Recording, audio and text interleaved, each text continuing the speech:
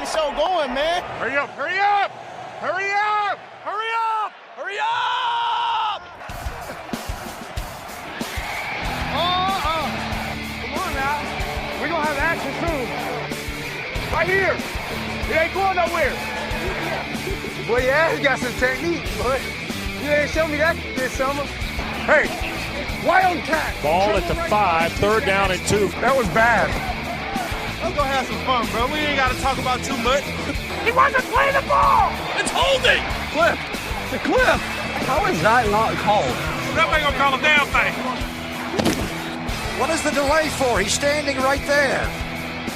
He's taking a card out. He's a piece of paper. It's that close? Dear Lord.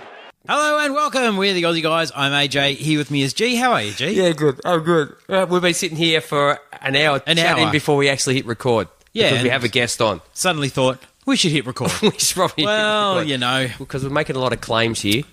We are making a lot of claims. But, you know, it's a Friday night. You got to have them down. You got to have the claims down because no one will believe you unless it's down on a piece of paper or audio. And the time is, what is it, almost midnight. Here. On the date, what's the date? But never mind. The 11th, or I have no idea what the date is. But whatever. But we do have a guest on the line. We've been chatting to him, and we love having him on, love chatting to him, hence the late start. But, Randers, how you doing? From the Dynasty War Zone, it's fantastic to have you on, as always. Welcome. Good morning, gentlemen. I guess it's morning here. That's the one hard part about recording with you guys is we've always got to line up schedules because there's like a 15-hour time difference. It's just after 8 a.m. It was just gone morning here too. It's just clicked over midnight. There you go. We're both on. We went from 6 to midnight, so there That's you go. right. No, I'm doing great, guys. How's the weather there? I know your weather's doing much better than the 24 degrees Fahrenheit here in the States. Oh well, yeah, we did when I texted you to ask you to come on. I did just to make sure of the time zones because with daylight savings and everything that's happening now, and obviously you're in your winter mode and whatnot. I know the time is. I think it adds another 2 hours. Can be tricky. Yes. So when I looked up the just to make sure I had the times right to get you on, it also shows on my phone the temperature that happens to be in Indianapolis at the moment. I think when I text you, I think it was like -4. Would that be right? Yeah, -4 translates to about 24 degrees currently. That is Well, it's you not know, warm, it's midnight here, and it's actually 24 Celsius here. which is like I just ran it through the formula online. 75 degrees. There you go. Perfect. And we don't even have a drink of the goddamn pod. No. Because AJ's on his goddamn kick, his health kick still. After getting back off the buffet of the cruise line he went on, Randers. And I said, well, I'm not bringing around a drink of the pod just for a drink of the pod, just to fill up your bloody minibar. That's not what I'm here for.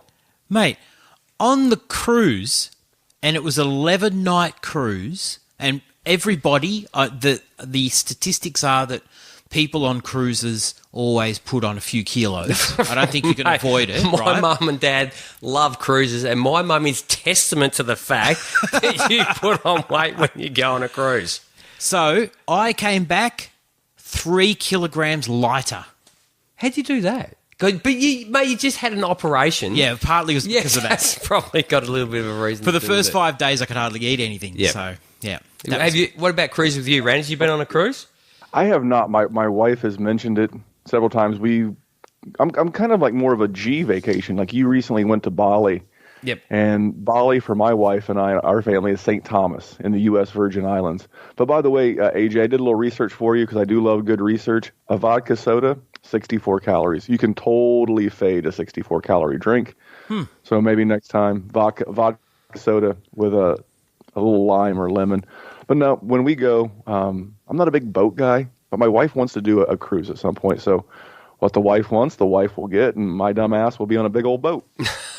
Yeah, I just don't know about being stuck out in sea on somewhere I can't go except just within the area confines of a boat. Oh, there's tons to do, though. They got a casino, though. That's the yeah. upside. They do have a casino. I didn't venture there. You didn't? No. Like a slot machine?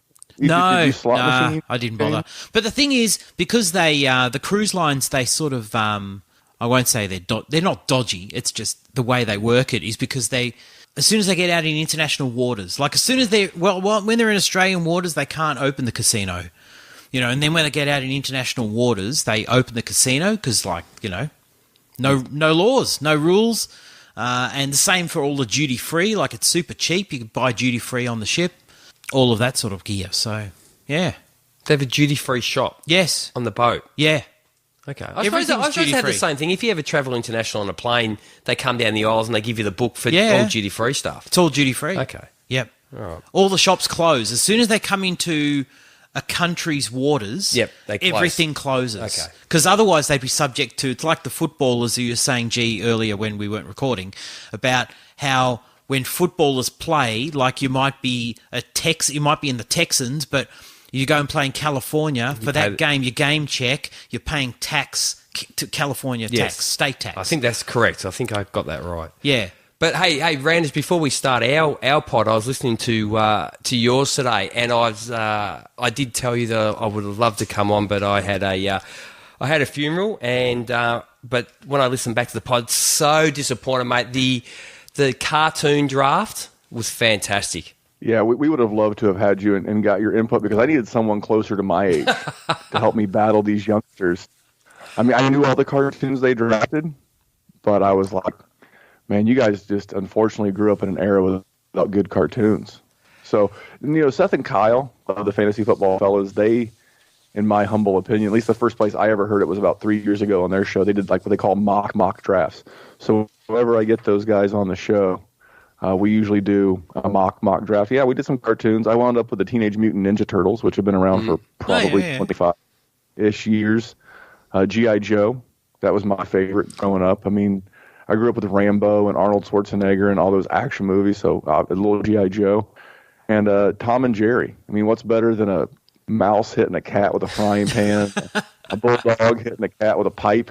I mean, you can't get good old-fashioned violence like that nowadays. No, I think when you brought up Tom and Jerry, I flashed back to like the Roadrunner would have been another one. Coyote. Yeah. That sort of genre, wasn't it? That's fantastic. Sylvester and Tweety. Yeah. When you said Teenage Mutant Ninja Turtles, I was sort of a bit past. I knew of them, but some of the ones you brought up today, I had absolutely no idea what they were talking about. You could tell that those three are of a very similar age range, and I knew all of them because some shows you just can't avoid. But I'm like Rocket Power. Jerry lost his mind, or Kyle lost his mind over Rocket Power. So I have no idea what Rocket Power is. No clue. You can. Luckily, we live in a day and age where you can throw anything in YouTube. Yeah. But it's not a very good cartoon. It's okay. I'm sure Kyle and Jerry will want to beat me up. Like, they'll want to beat me with a pipe and a frying pan for not liking Rocket Power, but I'll take their best shot. Well, on our little feed that we have between us guys and the fellas with Kyle and Seth, I put up my 4 just because I wanted to be part of it because I felt left out. And the first one's in black and white, so that would have spooked a few people straight away because I reckon outside, I don't even know about you, Randers, but probably didn't even grow up with a black and white TV. No, I've pretty much been in color my entire life, but I remember black and white cartoons for sure. Oh, you do? Oh, that's okay. It makes me feel a little bit better because the first one is going, holy shit, is G that old? Yeah, old school Looney Tunes, and we were talking about that on the show. I mean, that dates clear back to the 1930s, almost 100 years ago. So, I mean, you can still find those out there. Now, a lot of those have been deleted because it was a different time, and there was some content that wouldn't fly in 2008. So they've scrubbed a lot of that from the archives, if you will. But you can still find good quality cartoons. I'm sure there's something out. We were talking also off air. My son, who's 11, he was watching a show a couple of years back called Phineas and Ferb on the Disney Channel, and I love Phineas and Ferb. If I had to watch a cartoon now, that would be my top choice.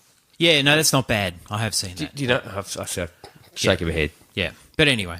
Hey, listen, let's get on to the order of business. And, G, you might pitch this. Maybe you can pitch it and describe it, because it was kind of your idea. But anyway, why don't you talk about what the actual idea is? Oh, well, look, the season's over, so we're not talking about who we're going to play in each given week now that fantasy season's over. So I just thought, in the off-season, so to speak, we'll have a little bit of fun. So the idea, everybody's talking about their MVPs at the moment. Who's it going to be? Every podcast out there, putting in their 2 cents worth. Mm-hmm. But I thought I'd just do it from a different angle. Instead of just saying, this is my MVP and this is an offensive MVP, I thought what we'll do was we're actually, because we play fantasy, let's put them into a team. Yep. So let's have our MVP fantasy team. So we have a quarterback, 2 running backs, Yep. 2 wide receivers, a tight end, and a flex. We're not going to worry about a kicker.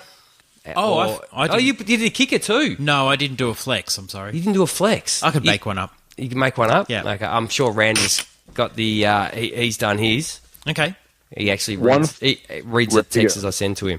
I'm ready. 100% ready with the flex position. Awesome. Beautiful. Okay, so Randers is our guest.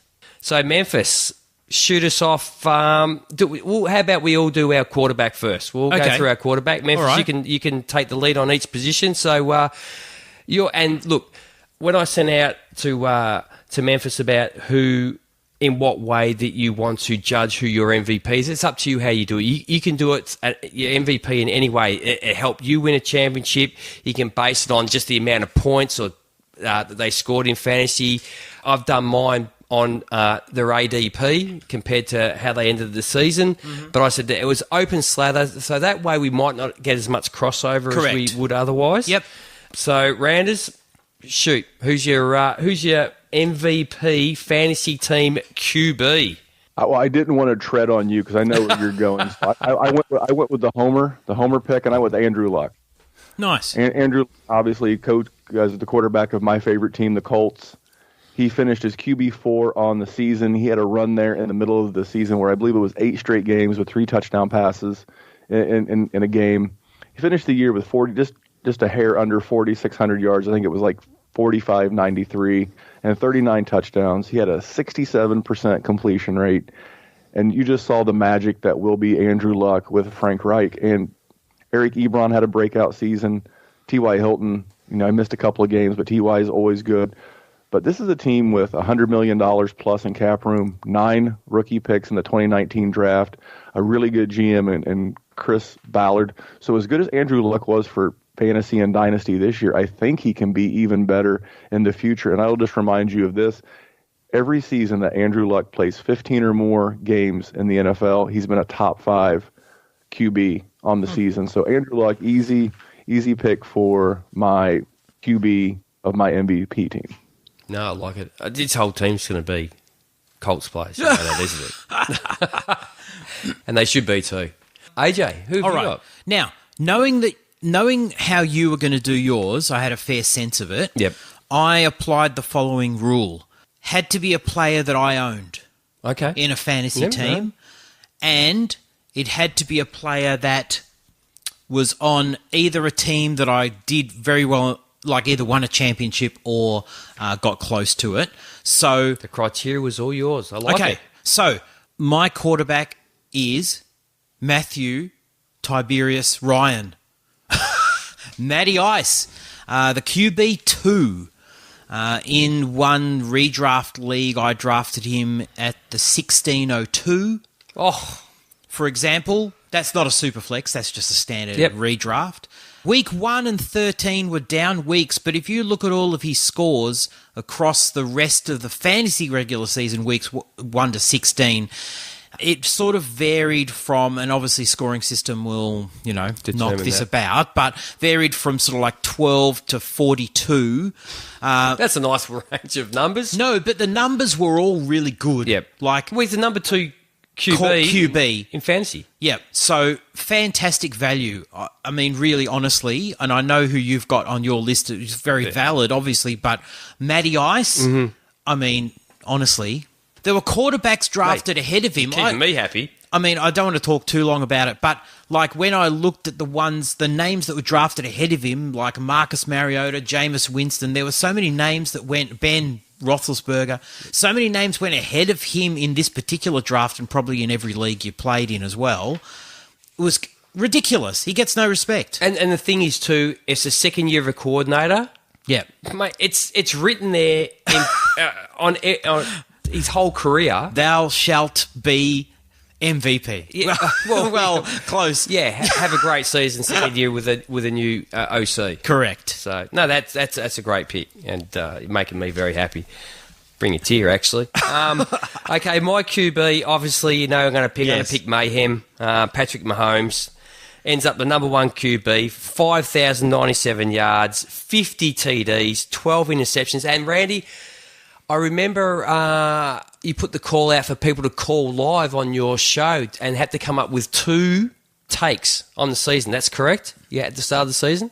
That is correct. I think it was in the episodes in the numbers of the 90s. So if you look for Dynasty War Zone and you just scroll back through the archives, somewhere in the 90s, yeah, we did. It was called the Hot Take Hotline, and you called in all the way from Australia. And I think my take on that, if you listen back to it, with Patrick Mahomes would be... Oh, actually, no, it might not be on that one. I think my 2 to you was Eric Ebron will be a top 3 tight end, and I missed by 7 fantasy points on that.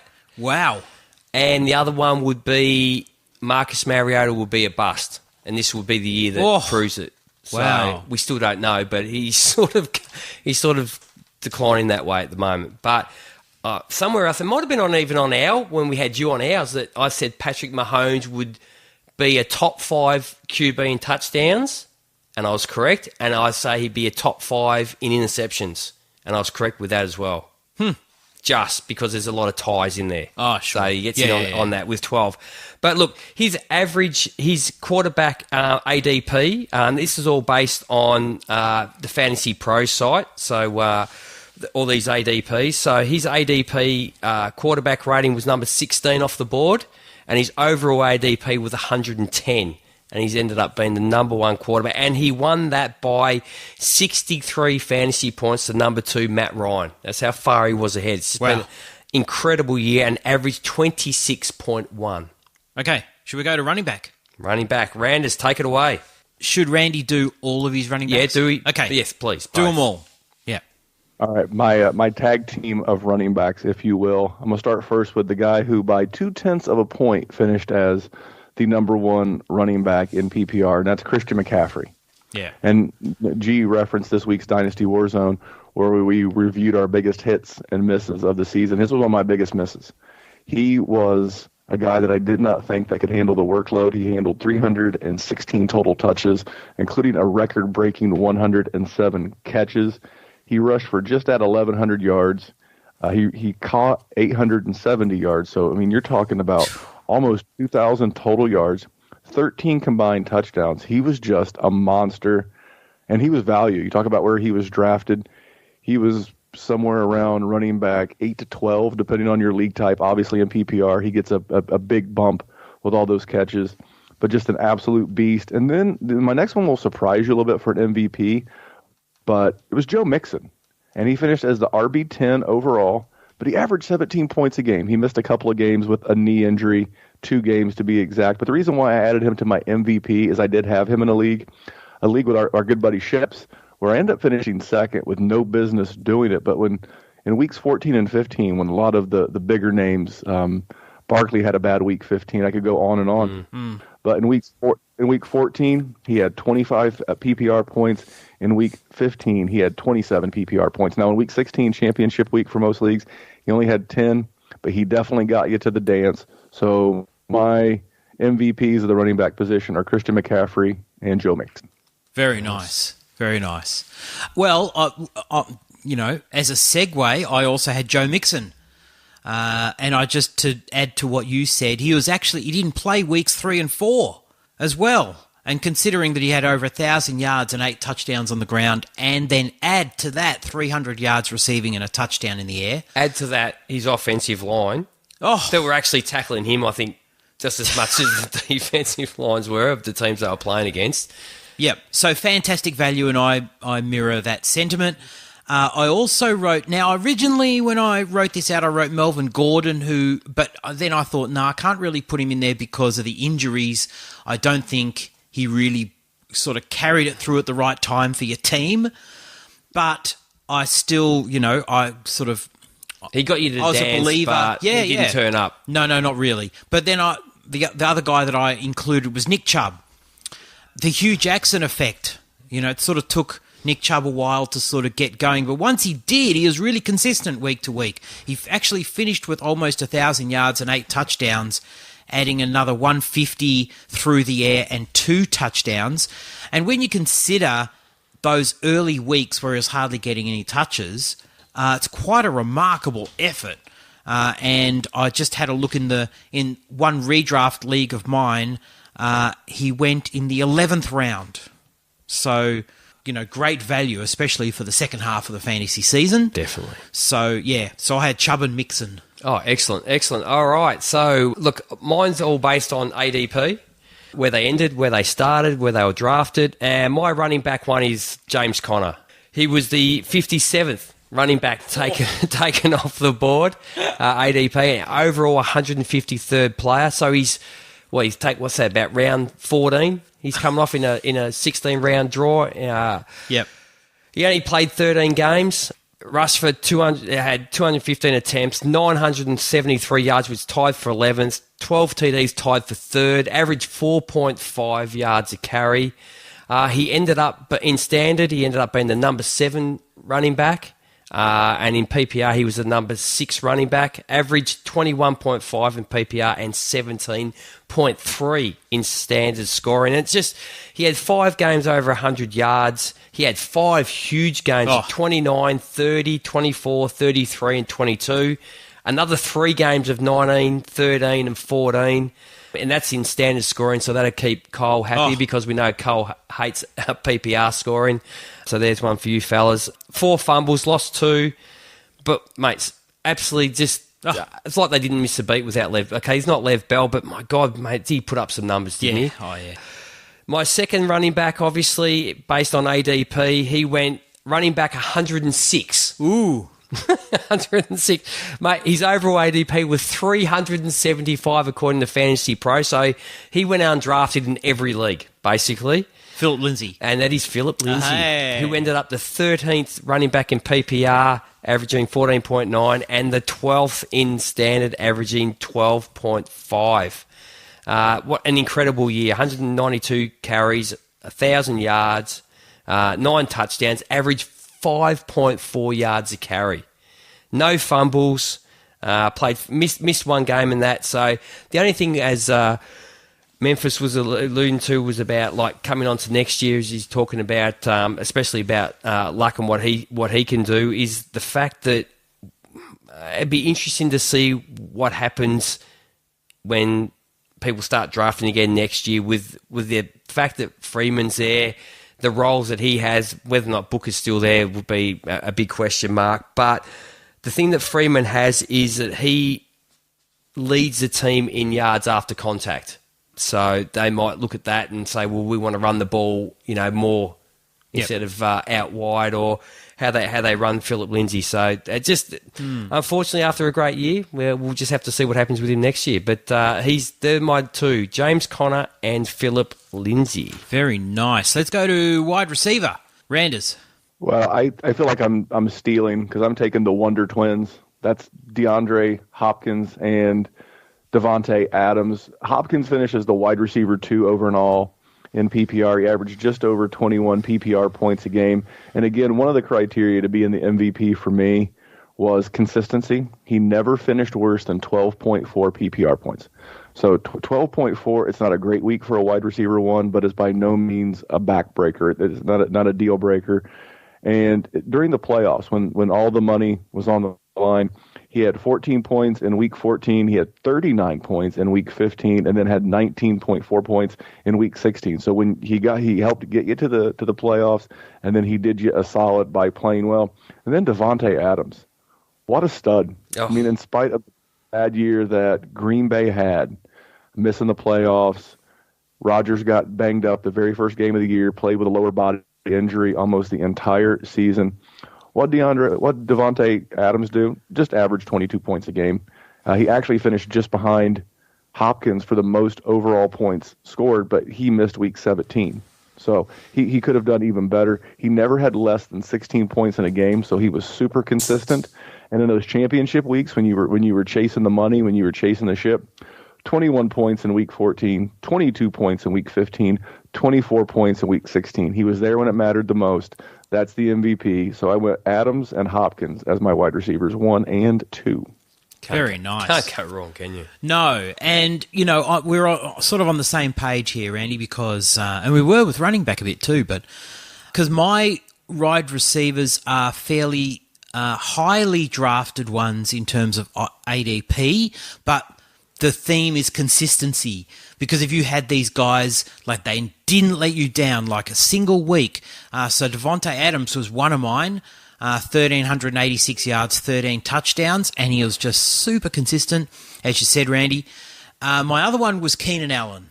He was wide receiver 12 on the season, again, consistent, 1,132 yards, 6 touchdowns. He did, however, let owners down week 15. He got a donut.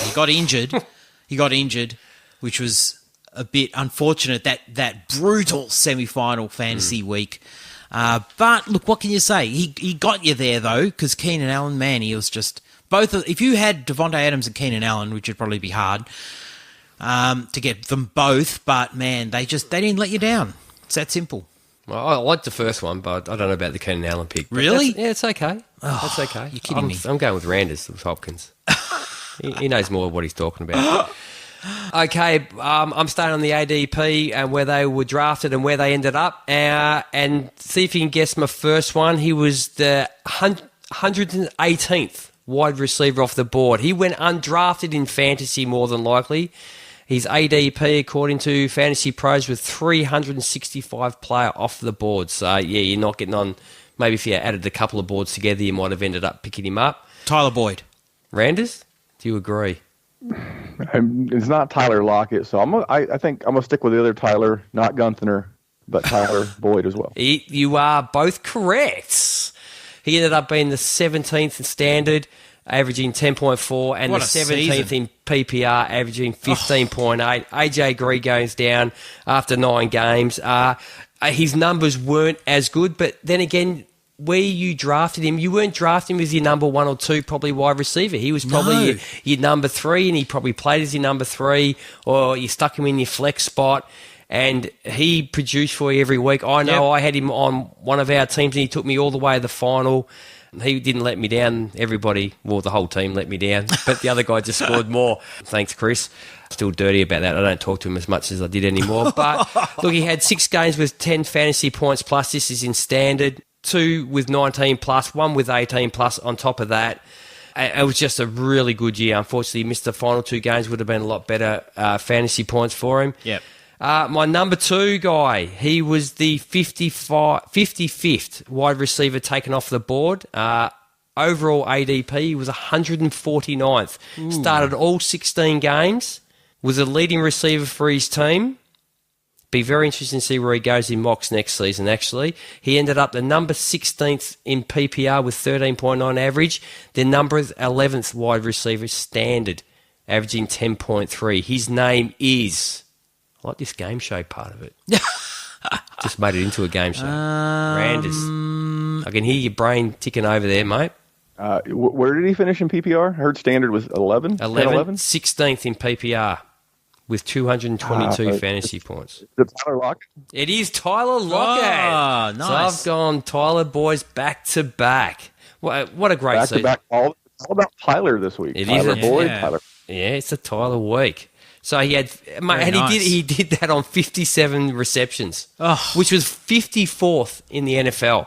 22nd in yards, tied 6th in touchdowns with 10. Averaged 16.9 yards a catch. It was just every week. And the analyst, Chris, do I play Tyler Boyd this week? Yes, Chris, you play Tyler Boyd this week. And most of the weeks, mate, more than not, he did not let you down. No, true. He scored a touchdown. True.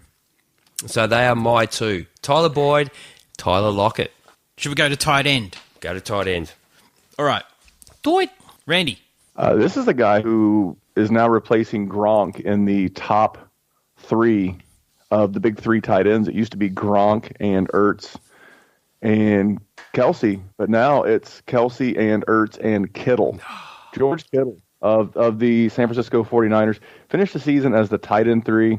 He averaged 18.92 points a game. We'll call it 19 in PPR. And then again, those championship weeks. Not only did he get you there, he got you there. 37.5 points in week 14. 10 points, kind of a down week for him in week 15. He had 10. And then in week 16, the championship game, he had 18 points. And to put in perspective how impressive his 302-point season was, if he was a running back, his 302 points would have been good for running back 6, just behind Ezekiel Elliott and ahead of James Conner. And if he was a wide receiver, I could have hit you with this trivia question. G likes to play trivia. Who scored more PPR fantasy points this year? Juju Smith-Schuster, who was the wide receiver 8, or George Kittle? Oof. If you guessed Juju, you'd be wrong. Oof. George Kittle outscored Juju this year. He would have been the wide receiver 8 this year. George Kittle came out of nowhere, absolute animal. I mean, we got a glimpse of this last year. Yeah. But last year's rookie class, we were talking about O.J. Howard, David Njoku, Evan Ingram, even, there was, a couple other guys mixed in that class, and rightfully so. All three of those guys either have been good or we see the potential, especially in guys like O.J. Howard. But George Kittle is the king of the 2017 tight end draft class, and he is my tight end MVP. I have to agree. Can I jump in there? Because that's who I have as well. Like, when you think about it, he was taken the number 13th tight end off the board, overall 130th player. And, mate, look, and it's not just that, Rand, he did it with Jimmy G, CJ Beathard, Nick Mullins, and he still put up numbers with 3 different quarterbacks. It's just absolutely incredible. And these are just some of I've just written down a couple of his games: 149 and 1 TD, 210 and 1, 108 and 1, 125 and 1, 98 and 1. Every time he was at 100, he scored a touchdown. It was just an incredible year. And I can't say any more than what Rand just said. Perfect. You got to give me someone. The other one I wrote down was Eric Ebron, just because I knew Rand was coming on and he's a close man. I thought about Ebron as well, but I didn't want to come across as a complete Colts homer. No, mate, you can do whatever you want. He was, I think he was tight end 4. And, he was. And before we throw it to AJ for his tight end MVP, you're going to hear a lot of people say that he can't repeat that. I got news for you. Who's he competing for touchdowns with? It's T.Y. Hilton. I know Jack Doyle will be back, but Ebron is going to be very repeatable. AJ, please tell me that you didn't pick Eric Ebron and we just stole your thunder. No, I picked George Kittle. Sorry. Anyway, no, look, I genuinely... Menage a trois for George. Look, I pretty much knew that one of you guys would have Kittle, and I desperately tried to find someone else that I could slot in there, but I couldn't. You can't. There's no one else. Everything about him, just what he did on the season, where he was drafted, his ADP at the start of the season, you just can't go past him. Because the season was literally Kelsey, well, this is not in order, but Kelsey, Kittle, Ertz, Ebron, and basically no one else. Am I right? No, pretty much. That's pretty much... No, because it really just dropped off the cliff then. So I don't think there's anyone else Cook was probably justify. Just sort of hanging on by a thread on some given weeks. Oh, Jared Cook. Well, Look, you could be justified in putting Jared Cook in there based on his ADP. And his quarterback. And his head coach. Yes, but I didn't have Jared Cook against all them. Using my rule, I didn't have Jared Cook on any team. I didn't have him on any team either. Because I reckon he's terrible. So I didn't I don't have him. I don't have any stock of Jared Cook. 0. All right, next position, the flex. Who you got, Randers? Well, I got a guy that I am not normally a big fan of, but I've come around, and that's Mike Evans. Finished the season as the wide receiver 9, averaged 18 points a game. And again, he was there when it mattered. He had big weeks in weeks 14, 13 points, 16 points in week 15, 21 if you made it to the championship with Mike Evans. And he did it with erratic QB play. It didn't matter if it was famous Jameis. It didn't matter if it was Fitzpatrick. And on a side note with Mike Evans, he's going to be hard to buy. But if I had to add one of these guys to an off-season buy list that I think I could actually get a share of, it would be Mike Evans. I think with the new head coach, Bruce Arians, I think he's going to be good for that entire offense from a fantasy standpoint. And if you think back to David Johnson's legendary season of 2016 with Bruce Arians as the head coach, whoever ends up landing that starting running back role in Tampa Bay is also going to be a huge buy. But to segue back, it's Mike Evans. I'm very excited for what he did in 2018, and I'm even more excited for what I think he can do with Bruce Arians there in Tampa Bay. So Mike Evans for me. Nice. Okay, so mine's just off the top of my head, and I haven't written anything down, but I'll tell you who I have big sort of fantasy regret about because I wasn't really a believer, but Tariq Cohen, who I would gladly pick up now, be fantastic. But I think he's definitely, I don't know what his ADP was. As I said, I didn't prepare the flex, but he wasn't sort of too expensive, particularly, was he? No, not at all. And how they didn't run him enough or give him enough. How many balls did he carry? Or how many passes did he get last week? 3 or 4? 4. I don't understand that. Bears fans can, they can carry on about the field goal and all of that sort of stuff, but it wasn't just that. There's other stuff leading up to it. There's other stuff leading up to it. I mean, Tariq Cohen, 4 carries. To a point, I can understand that, but in the end, you got a field goal to win it. Oh, yeah, I know. It came down to that. Yes, it did come down to that. Yeah. Yep. But I'm anyway. glad. It was really good to hear Seth on your show too, Randers, just to know that he's okay. I was a bit concerned. I told Kyle via text earlier in the week, I was like, because he and I were talking about the show and making sure we had the time to record. And I said, do me a favor. Let Seth know I'm sending him a cyber hug. He felt like he might have needed it. That's what friends do for friends, right? Yeah. Yeah, exactly. Most definitely. All right, so my flex is someone that Rand has already brought up, and that's Devontae Adams. And look, he's the one player that I didn't base it on ADP. I just based it on the fact that how do you leave him out? When you look at what he did all year and the consistency of his scoring was just staggering. He just never let you down. I think maybe 1 week in standard he gave you an 8.1. And that was his lowest for the year, and just it was just amazing. So I just had to put him in there just for that. Yep. All right, so that's our MVP. But every Ying, there's a Yang, or every Yang has a Ying. Which is first? Which is the good and which is the bad? Randers, can you help us with that? You're very philosophical, and is it Ying and Yang? Which is the good and which is the bad? I don't know for sure, but I always consider myself more of a Yang man myself. Yang, that's probably the bad. Yang. So in this case, I'm going to go Yang. You're going to go Yang? All okay. right. So Randy is a bit of a badass. So we'll go. This is the Yang part of the fantasy team. I actually called it Shit the Bed team, but we'll go with the Yang. Do we have to put the rated on? It always is. It always is. That's good to know. By default. Yeah. So, with every good, there's a bad. So let's put together our bad Yang fantasy team. Starting with quarterback, Randers. I didn't go with the super low-hanging fruit, but I picked Derek Carr.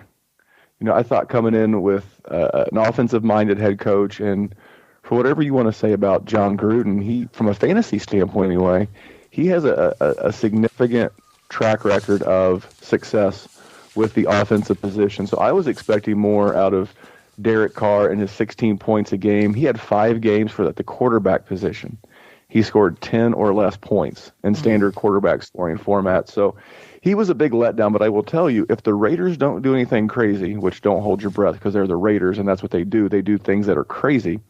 But if they don't do anything crazy and they add a weapon or two for Carr and they bring back Jared Cook and they have a good draft because they've got plenty of draft picks, Derek Carr could be a sneaky value in Superflex leagues. I would never, ever, never, ever want him as my QB1 in a 1 QB league.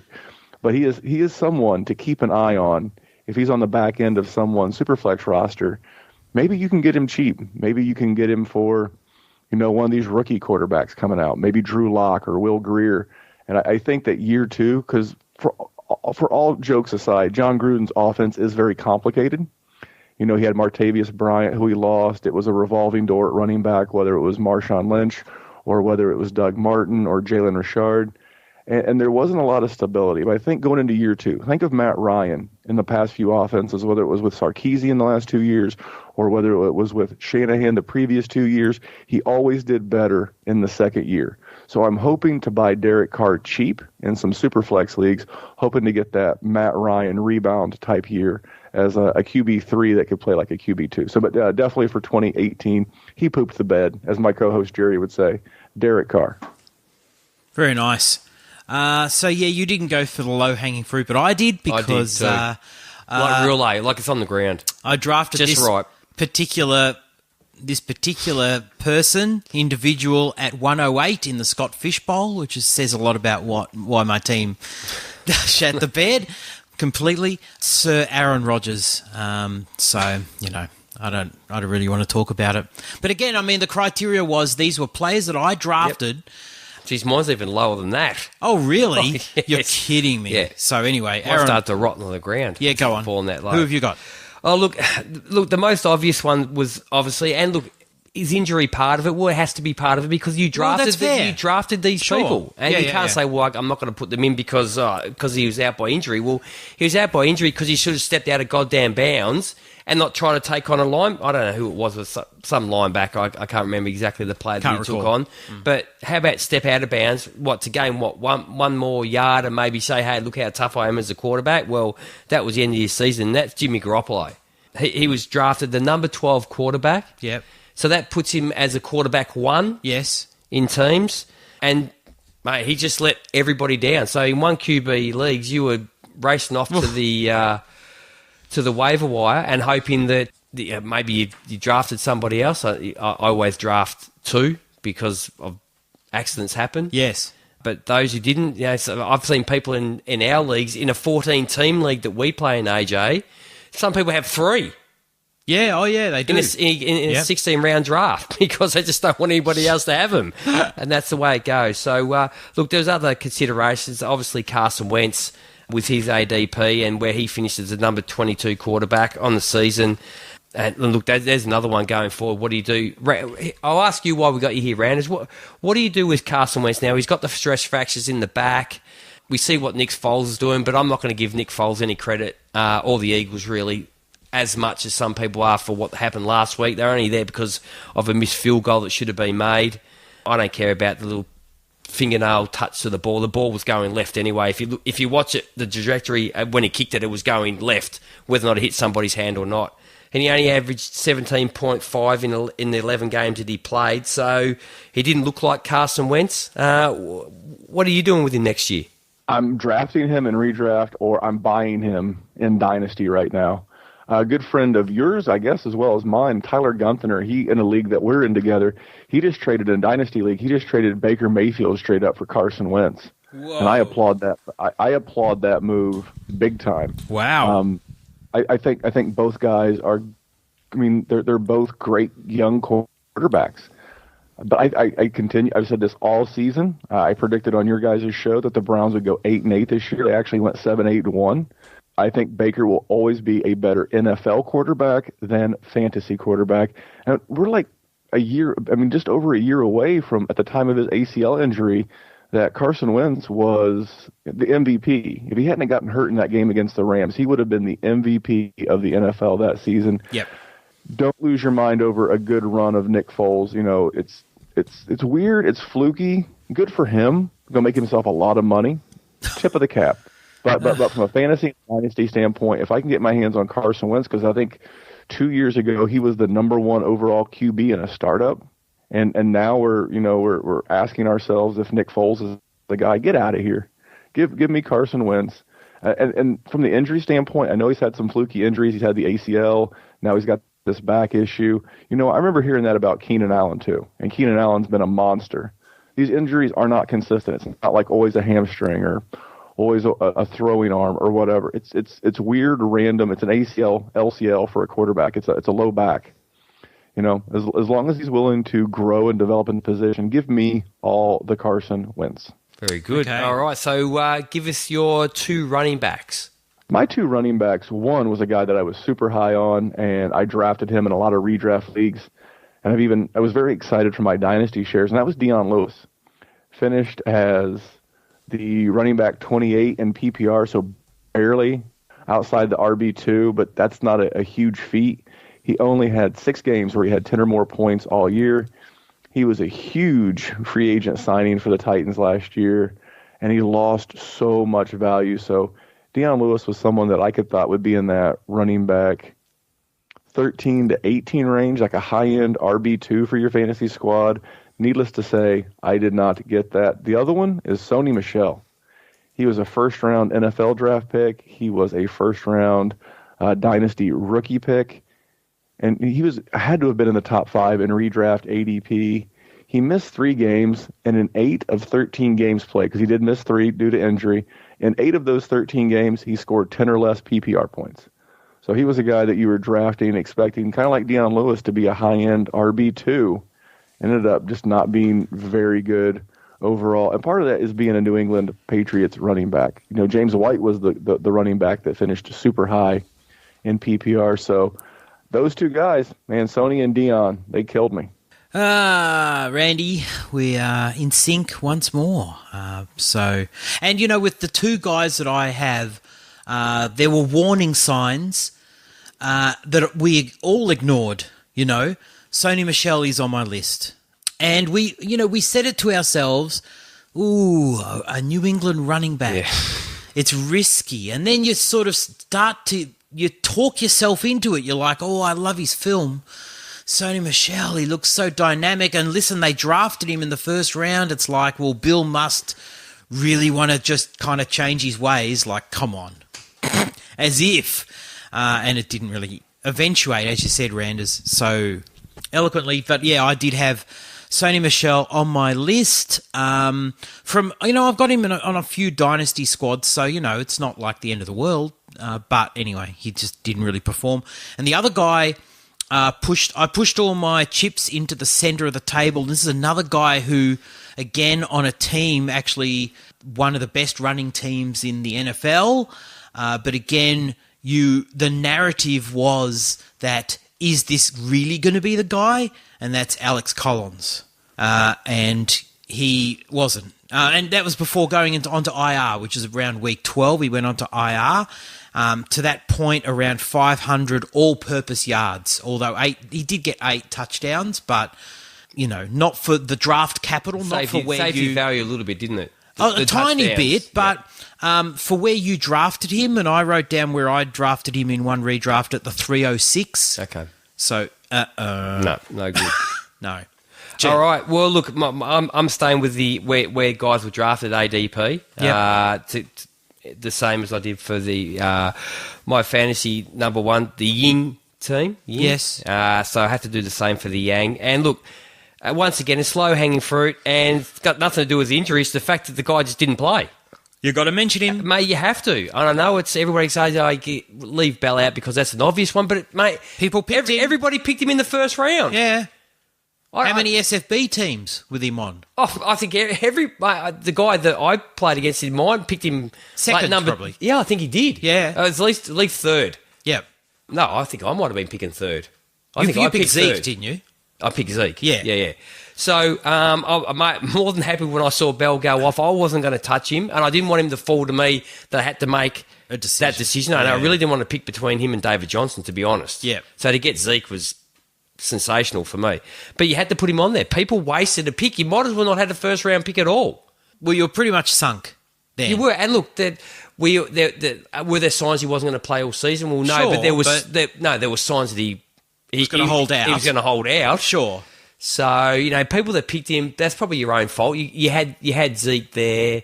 You probably didn't have Gurley. Gurley was probably already gone. But you had David Johnson, who ended up having a good year either. But at the time, you didn't know that. No. And with everything that was going with Bell, and he showed it before, and how he's slow to get started. But people still grabbed him in the top, at least the top 5. Yeah. So you have to put him there. My second RB is someone that you're a big fan of, AJ. I don't know if you still are, but don't lose hope just yet. And that's Leonard Fournette. He's a number 7 running back taken off the board. Overall, he's the number 8th person drafted overall, according to Fantasy Pros. And he ended up being the 40th in PPR, averaging 15.1 a game. And in standard, he was a number 37th running back. Okay. So, averaging 12.3. Pretty poor year, really. 133 carries. 439 yards, which is 43rd amongst running backs. 5 TDs, which is tied for 24th. And only averaged 3.3 yards a carry, which is a bit concerning. Yeah. But we know his sort of background, don't we? Like he has a little bit of, I don't feel like it today mentality. Desire is a fair question. When you're at this level, desire is everything. Yes. Everybody out there has the same ability, if not more than what you've got. Look, there are those guys that are sort of freaks of nature, and they do come along, but everybody has the same desire. This is their living, and they're out there to make as much money and play as long as they possibly can, so they will do what they have to do that. And he just doesn't seem like that sort of dude. Yeah. So he's going to be another interesting one to see where I don't think he'll be the seventh running back taken off the board this time. No. Not this time next year, but when we come to do our drafting. So are you there, Radders? Is the dog out? The dog is out. Beautiful. The answer is the age-old question. Who let the dogs out? It was Randers. It's Randers. There we go. All right, mate. So let's move on to your wide receivers. I actually own him in a league we're in together, the Lit League. And Allen Robinson finished the season as PPR wide receiver 40. He missed 3 games due to injury, and he had 8 games at 10.3 points or less. Yes, I did qualify it by going to the 10.3, but that's a lot of games. And for me on the Bears offense, and I know they'll be going into year 2 of Matt Nagy's scheme, but until I see more, I know people got super excited about what he did last weekend against the Eagles secondary. The Eagles have one of the worst secondaries in the league right now. So, I mean, you lit up a doormat. Cool. I want to see more before I would either trade for him in Dynasty or consider drafting him in my redraft team next year. I'll be keeping a big eye on the maturation and development of the offense in Chicago during the preseason, intently watching preseason games 2 and 3 to look for more what they like to call the forward pass. That doesn't seem to be the forte of one Mitchell Trubisky. And then my other, Corey Davis, only had 4 touchdowns all year. I'm trying to give him a pass in my own head. The reason why is because, to G's point, Marcus Mariota sucks. He's not very good at football. Nice guy, handsome young man, but not very good at football. A lot of people, the NFL, the Titans invested a first-round pick in him. A lot of dynasty owners and redraft players invested a lot of draft capital in him as well. And he had 9 games at below 10 PPR points for the season. And we think about these names. I know you guys play Dynasty as well, and I'm sure your listeners do as well. I'll just put this in context for you. He had 1.1 more points on the season than Sterling Shepard of the Giants. And he had 5.1 less PPR points less. That's less than Adam Humphries of the Tampa Bay Buccaneers. So I'll put that. That's how bad of a season Corey Davis has. I'm really hoping that they address the quarterback position. But my fear for Corey Davis is what was successful for Tennessee going down the stretch, whether it was Marcus Mariota or Blaine Gabbert. It was establishing the run and playing good defense, and I think that defense will continue to play well. It was one of the best scoring defenses in the league, and I think they saw a blueprint of run the ball, play defense. So I don't know that they address Mariota, and they just try to continue to limit and or hide his deficiencies, which will not be great for the Dynasty and 2019 fantasy outlook for Corey Davis. I hope I'm wrong, but I don't think I will be. Yep. I agree. We just had, on our previous show, we had Izzy Alcafas from the DTC podcast, and he described Marcus Mariota as basically an Alex Smith, essentially. And you can see that their offense going in that direction, and they just get him to kind of basically game manage. Yeah, I don't see electricity coming out of that offense anytime soon. It's never going to be confused for the Colts offense or the Chiefs offense or the Chargers offense. I think you'll see much more of that Ravens, Bears. Marcus Mariota, if Marcus Mariota was to have a Mitchell Trubisky type season next year, Mitchell Trubisky finished as QB 15 and he missed a couple of games. Yeah. So he could, but I think that's the blueprint. There are some teams out there that are run and gun, like the Chiefs and the Rams, who are really good on offense and not so good on defense, and that made the playoffs and they're still alive. And then there are teams like the Bears and the Ravens that want to have a more mobile quarterback, limit his exposure to making mistakes and play really good defense. And I really see Tennessee as more of that team, which does not surprise me that I voted against or voted for my bus team of Robinson Davis. Okay, my wide receivers. So my first wide receiver is on paper, the wide receiver 1 on his team. Didn't end up being the wide receiver 1 on his team. He's an older wide receiver, but he's been perennially underrated wide receiver. I quite like him. Plays northwest of the country. Doug Baldwin? Yes, Doug Baldwin. Weeks 15 and 16 was strong, but... Do I win something? Can I give you a high five? You left me hanging. The Baldwin stuff's better. Maybe a hug. After the show. Right. So you were likely not in the playoffs, though, at that stage. Through 16 weeks, he had 591 yards and 6 touchdowns. Yeah, bit disappointing. As you said earlier, G, Tyler Lockett clearly outshone him. And, whether it was injury or whatever, he let you down. The other guy I was super high on, super keen on, and he was a guy that you were picking later in your fantasy draft as a bit of a smoky, and that was Kenny Stills. And Kenny Stills did next to nothing, but the whole Miami offense did next to nothing, in fairness. Just over 500 yards receiving and 6 touchdowns. He actually did have 6 touchdowns, believe it or not, but yeah, both disappointing. Both disappointing. They both were. And I know I had Kenny Stills on a couple. And I think I might have played him once. I said, that's it. Yeah, done. I finished with Kenny. All right. Who killed Kenny? Who killed Kenny? Is that right? Kenny's the one they killed, isn't it? Yes. Okay. I don't watch South Park. But anyway, my wide receiver 1 for this year in the Yang team is Demaryius Thomas of the Broncos and then the Texans. Was 111th in receptions, was 110th in yards, was tied for 78th in touchdowns. He was the 20th wide receiver taken off the board, an overall ADP of 47, and ended up being in standard the 43rd wide receiver, and in PPR the 37th. And he only averaged in standard 6.5 a game. And just to give you a bit of a context to that, his best game for the season was 105 yards and 1 TD. The next 2 best games were both 63 yards and zip, and then one of 61 yards, and everything else was below that. Okay. For the rest of the season. My number 2 wide receiver may surprise you, AJ, maybe Randers as well, and maybe a few people out there, the other 2 people that listen. Amari Cooper. Yeah, I don't know if I agree with this, but anyway, go on.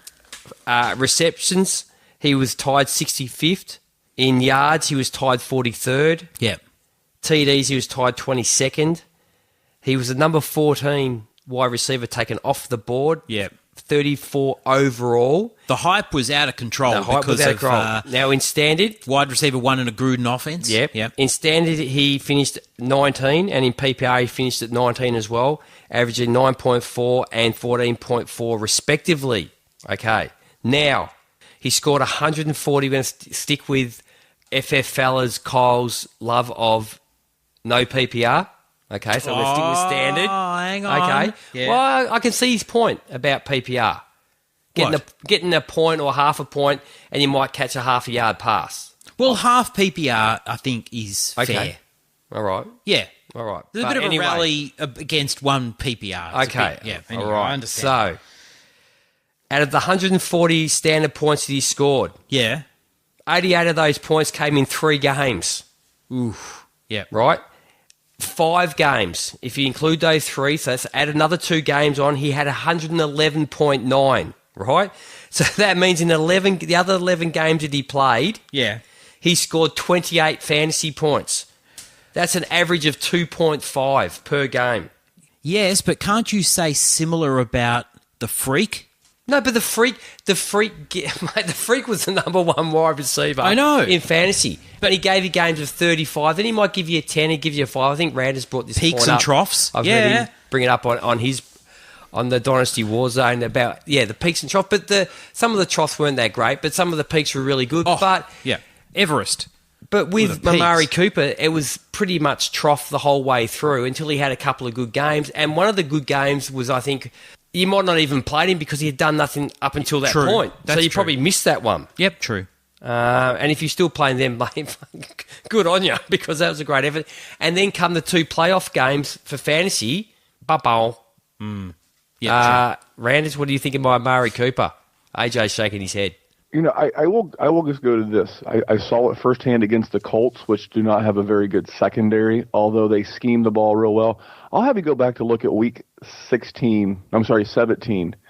Dak had something like 400 yards passing and 3 touchdowns, and Amari Cooper finished with a stat line of 5 for 39 and a fumble. I like Amari Cooper, but I don't ever see him. And again, this is year 4. Now, he's still a very young man, and he's not Sammy Watkins, very young man without a lot of production behind him. He's had 3 out of his 4 career years have been a middle to high-end wide receiver, too. I will tell you this. Let's say we were in a league together, Dynasty League. I know that I could get Cooper Kupp from you plus draft picks or other compensation for Amari Cooper. I would take that all day. I don't hate Amari Cooper. I think Amari Cooper's a fine player. I think his name carries more value than the points he puts on the field. So I have zero problem with your Amari Cooper. You're right. The name cachet is, definitely worth quite a lot. So let's go to... Tight end. Well, come on. There's only one. There's only one tight end. If we don't all have this same tight end, there's something I wrong. actually don't. Oh. I know where you're going. Yeah. And I thought about it. Again, I wasn't going low-hanging fruit because this guy, a lot of people traded up for him in tight end premium leagues. He was going into his second year, and he was supposed to have been the George Kittle of 2018, and that's Evan Ingram. Not only did he not have some of the great gameplay that he had last year, but he missed 5 games due to injury. And in 5 of the 11 games he did play, he had 10.5 or less points in 5 of those 11 games. Now, he did play real well in the playoffs. If you stuck by him and you continued to roll him out there, which you probably did because tight end position was a dumpster fire all season for everybody who didn't own the big 3 or 4, including Ebron. But yeah, he just didn't meet expectation. How about that? You always get your annual performance review, and it's meets, exceeds, or falls below expectation. He fell way below his 2018 expectation, even when he was on the field. So for me, it was Evan Ingram. Well, I work for myself. I'm my own boss, and when I hand out a review, it's always good. Is it? Oh, I get a very good review Very from good. my boss. Top shelf. He actually gives me some time off. He goes, go have the afternoon off, Greg. You've worked hard today. There you go. Oh, thank you. Now, very little surprise who both G and I have. I'm guessing is Gronk. And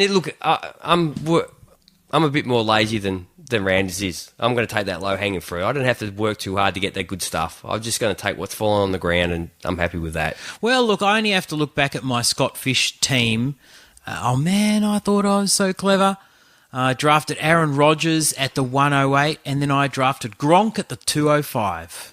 That tells you everything you need to know about my Scotty Fish season. Oh, I've got a story to you about where I would have finished in Scott Fish Bowl if I had to put my team in Randers. Randers, he would have made the final. Yeah, I remember that, and I made it to the second to last week, and I was really proud of that because I lost A.J. Green and I lost Cooper Kupp throughout the course of the season. So my running backs carried me as far as they could, but I lost to Sal of the FF Funhouse. And he went on to play in the final week. So I know your pain. But, you had a hell of a run there, G. Yeah, well, it would have helped if I had put my team in Randers instead of worrying about getting to Bali and getting on a plane. So, you got to click the submit button. And you got 0. I get 0. So I've heard that if you click the submit button on your lineup, it's very important. For all the listeners, write that down. Yeah. Submit button is a plus. Yes. Now, I didn't do a flex, but have you got a flex? No, look, I was going to say about Rob Green. Look, we all know he's the number one tight. He was the number one ADP tight end. He was, of course, 21st, and we've all seen what the season turned out to be. Yeah, he still has a chance to not help your fantasy, but he has a hell of a chance to help the Patriots this week. Now, did you write a flex? Yeah, I have a flex. Randers, you got a flex for us? I do, and I'm probably going to get so much hell for this, but it's at DFF Memphis. Come at me, bros. Love it. My bust of the flex position was Dalvin Cook. He was an NFL second-round pick. He was a highly drafted dynasty pick, first round, usually in the top 5 of his rookie draft class. He was a second to third, depending on where you're drafting him in redraft ADP. He missed 5 games, and he had 1 game all season with more than 20 points. Part of that was the offense with offensive coordinator John DeFilippo, who got relieved of duties somewhere toward the tail end of the season. But people were expecting Joe Mixon plus out of Dalvin Cook.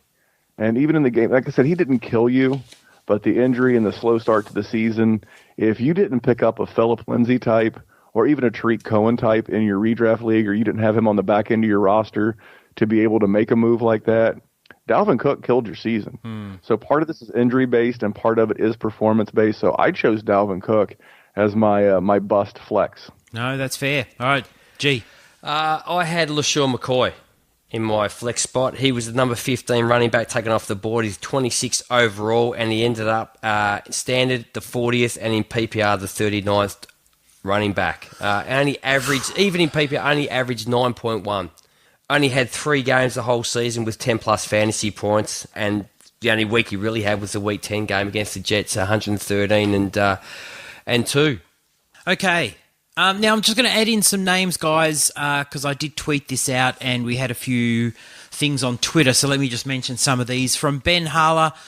Hey, Ben. He said, I'll throw in a couple of later-round picks who made the difference for me. Tyler Lockett, he said. Robert Woods, Kenny Galladay. Tyler Lockett, he said, came back from a horrible injury, flew under the radar last year, made some elite catches this year, 17 yards per reception average with an 81% catch rate. Very nice. The analyst, he said... He's tweeting in, is he just to rub it in still? Come on, mate, it was like 3 weeks ago. Get over it. You beat me, okay? And your team sucked.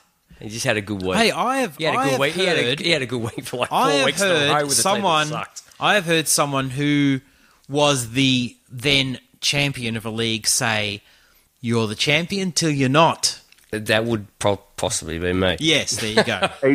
AJ, can I jump in? Yep. I don't know if you've never heard of this gentleman. I highly suggest spending the afternoon with YouTube.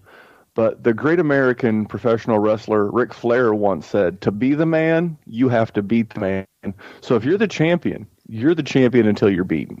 Yep. No, very good point. Yeah. So, from the analyst, Tyler Lockett, Yes. common theme. George Kittle, Patty Mahomes, Phillip Lindsay, Zach Zenner. He put Zach Zenner in there because he picked Zach Zenner up and he scored really well in the playoffs. If you picked him up and put him in your playoff team as like your flex spot, Yep. or you needed a running back, Yep. at number 2, he didn't let you down. Gee. Bad. On his Yang's side, he's got Aaron Rodgers, we spoke about, Tom Brady, Doug Baldwin, I mentioned. And then he's also got an ugly. So what's that? A yin yang and a yuck or something. I don't know. Gronk, Bradford. Who's that? Sam Bradford. Sam Bradford. Get over that. We needed a quarterback and we drafted him. Who's even starting Sam Bradford? Come on. I had high hope for Sam Bradford. Your team was in bad shape. we were struggling a little bit. We share a team with. I share a team with Chris, this gentleman. Lev Bell, obviously, Devin Funchess, Jimmy Graham, LaShawn McCoy. From Hutch, hey Hutch, he said his team rode on the back of Mahomes, Connor, Lindsay, Kamara, Mixon, and Thielen. On D, a mention... Mate, that's a pretty decent back to right on the back of. Come on. My word. Bloody hell. Defense, he's mentioned a few defensive guys. Buda Baker, Bradley McDougall, Roquan Smith. Out with my own, I'd give Barkley, Gurley, and Hill on O and Leonard on D, my MVPs. Very good. Craft Beer J. Hey, Jay. He said Le'Veon Bell laid the biggest turd. It's very accurate. From Peter Randall. Hey, Pete. He said Levante David. So he's talking IDP, obviously. And also Robbie Anderson Man, he had a good sort of final few weeks, Robbie Anderson. That he did. Yes. The analyst had him as well. Oh, did he? Yes. From Lewis Glover. Hey, Lewis. He said, I think Bell's too obvious to be included as a bust. Leonard Fournette is definitely up there. My MVP candidates, wide receiver, MT. Oh, Michael Thomas. Devontae Adams, Thielen. Running back, CMC, we spoke about. Barkley, White, and Connor. James White? Yeah. James White had a blistering, what would you say, Rand? Probably a blistering two-thirds. First half. 2/3 of the season. Yeah. Then fell away. Fell away a bit. Tight end, he's got Kelsey, Cook, and Kittle. And quarterback, he's got Mahomes, Rivers, and Ryan. And last one from Jennifer Eakins. Hey, Jen, who we have on for our Broncos preview. She said she won a championship on the shoulders of Eli Maguire and Big Ben. So that's, well, gee. Hey, before we finish up here, Rand, who was the one player on one of your fantasy teams that you were surprised that helped you carry you to a championship? Man, that's tough. The one team, Mike Evans. I mean, I know that I never expected it on the one championship because I had a lot of Saquon Barkley and Amari Cooper. Unfortunately, in some leagues, and in Week 15, they did me no solids. So the one guy that did get me there would have been George Kittle and Mike Evans, and the one that I did win, because in that league I lost Kareem Hunt, and I did have Spencer Ware in that league. I didn't have Damian Williams, but the playoff performances of those guys are what really got me my one championship this year. All right. Well, listen, on that note, we've been going a long time, and, it's probably not so bad for Randers. It's 1:15 here. But Is it quite going to be up in 4 hours ago to work? Oh, man. You got to work. At least I get to sleep in. So that'll be nice. But we have been chatting with Memphis. He's the Dynasty Outlaw, and you can follow him at DFF Memphis. And you can listen to him on the Dynasty War Zone podcast, which we all do and we all enjoy. But it's always great to chat to you, my friend. Randy, thanks for joining us.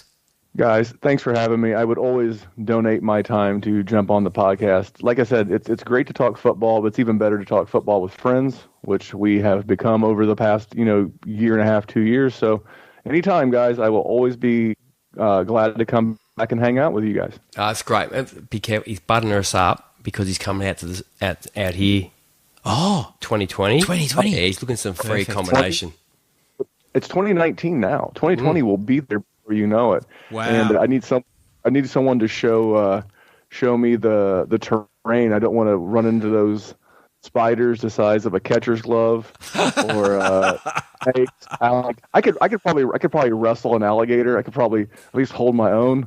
But some of those other things that you all deal with down there in Australia, I'm not prepared for. So I'll need an experienced tour guide. But in all sincerity, guys, love being on, love the show. And I'm a listener. I was a listener long before I was ever a guest. Well, you might be able to wrestle an alligator. It's not going to do you any good. Mate, We've got Crocs. We got Crocs, mate. They're much bigger. You better start working out a bit more than you do now. I took the kids to the zoo, and they had an enclosure of baby crocs. Oh, those buggers, they look like and you could see in the tank because the water was, because the sides are all glass and you can see, and they've got their two back legs on the floor, and so they can be super still. So they're sitting there and they're watching you with their beady eyes. They're just like, man, they're just killing machines. And they're looking at you, and I reckon if you put your finger in there, you'd lose it. Did you try? Don't put your finger. No, I'm not going to. Grab one of your kids and just put their finger in there. Put someone else's finger. Don't put your own in there. I can't go to the zoo. It's too expensive. I got to buy 2 tickets. I got to have one to get in and one to get back out. So. Oh, man, I tell you. Well, we should wrap this up. We should wrap this up. And, thanks so much, Randers, for joining us. Anyway, as you were saying, I can't remember if we said it on air or off air, but, we're going to keep on churning out stuff, and this is the time of year when, playoffs are on. So, there's still football on. Before you go, Randers, quickly, give us your tips for your selections for this week's games. So, we've got Chiefs-Colts. Colts. Chiefs-Colts, I'm going to go the homer pick. I'm going to go the Colts. I think the Colts have enough defense, and it's not September anymore. It's going to be cold, a little bit of snow in KC. So I'll take the Colts. Okay, Patriots, Chargers. I still think the Patriots get it done. Oh, no. And there's possible snow there too, so that's not going to help the Chargers. Ooh. I'm hoping that Phil Rivers can bring home a Super Bowl for his 14 children. But I don't think it's going to happen. I think Tom Brady in New England's still a tough place to play. I mean, they beat Kansas City there earlier in the year. Yeah, and I think he's zipping 7 against Tom Brady too. And I think the only time he's actually beaten the New England Patriots is when Brady did his knee that year. Yeah, it was the only time that Rivers has beaten the Patriots. Rams, Cowboys. Not because I'm friends with Sheps and Kyle from the fellas, but I am taking the Cowboys, especially with 7 points. I think that this is. I think you can't be like the Bears and the Ravens, and it's all defense and hide your quarterback. But I think that Dak is big time in big time games. Since like the start of 2016, he leads the league in comeback wins. I heard some stats on him the other day, and like he's like 16-4 or something in primetime games, like standalone games, like on Sunday night or Monday night or Thursday night. And Dak shows up when it means the most, and they got Zeke there and Amari Cooper. I'm going to go Cowboys. Beautiful. With you with that one. Saints, Eagles. The magic carpet ride of one Nicholas Foles to an end. Did you guys hear what Sean Payton did the other day? Yes. What did he do? With the money? Yeah, it was like $225,000, which is the winning team's share of a Super Bowl victory and the Lombardi Trophy from, I believe, 2009. And he said, "You effing want this?" He's like, "Win 3 games." And I just thought that was so awesome. That's such a strong coaching move. So I'm going Saints. So I got Saints, Cowboys. I've got Colts and Patriots. And then a little bonus, I won't be on next week, but I have the Colts taking the AFC Championship game, and Tom Brady passes the torch to Andrew Neckbeard Luck. Nice. There's no homerism in that. No, not at all. All right, Randers, we should let you go, mate. Thanks so much for coming on. Absolute pleasure as always. And we'll be chatting during the week. Sounds good, guys. Later. Thanks, Randy. See ya. Well, that was awesome chatting to Randy, as it always is, G. Oh, mate, he's great. He's great. Like I said, we've become friends, and it's great to talk football with friends. Yeah, it's better to talk, football with someone just not you all the time. Yeah. So that's fair enough. Hey, listen, I don't even have to look at my watch to know what time it is. I can see it in your eyes. I'm starting to rub them. So let's wrap this up. Anyway, thanks for listening. As always, we're going to keep these churning out.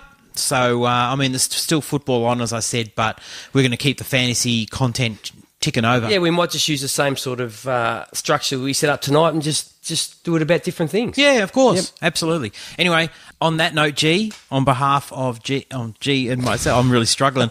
On behalf of G and myself, thanks for listening, everybody. We're going to go to sleep. Good night. Catch you next time.